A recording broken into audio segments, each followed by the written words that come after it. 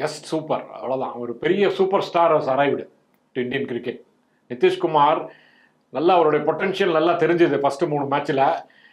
அவர் ஒரு பெரிய பிளேயராக எமர்ஜ் ஆவாருங்கிறது நல்லாவே இண்டிகேஷன் இருந்தது. அதை கன்ஃபார்ம் பண்ணிட்டார் இன்னைக்கு ஒரு ஆட்டத்தில். நம்ம நேற்று பேசணும், நத்திங் இஸ் இம்பாசிபிள். வாஷிங்டன் சுந்தரும் நிதிஷ்குமாரும் வாஷிங்டன் செஞ்சு அடிக்கலாம், நம்ம நிதிஷ்குமார் 50 60 70 அடிக்கலாம். சுச்சுவேஷன் மாதிரிலாம் ஹோல் 3 செஷன் ஆடிட்டாங்கன்னு வேற மாதிரி போயிடும் மேட்ச்சு. ஓரளவுக்கு சான்ஸ் சேவ் பண்ணுறதுக்கு சான்ஸ் இருக்குது அப்படின்னு சொன்னோம். அதேமாரி நடந்தது. நம்ம சொல்கிறதுக்கு ஒரே ஒரு டீவியேஷன் என்ன, நிதிஷ்குமார் செஞ்சுரி அடித்தார், இவர் 50 அடித்தார், அவ்வளோதான். பட் வாஷிங்டன் சுந்தர் இன்னிங்ஸும் ஆஸ் வேல்யூபிள் ஆஸ் எனிபடிஸ். இது அவ்வளோ நல்லா ஆடினார், சப்போர்ட் பண்ணி ஆடினார்.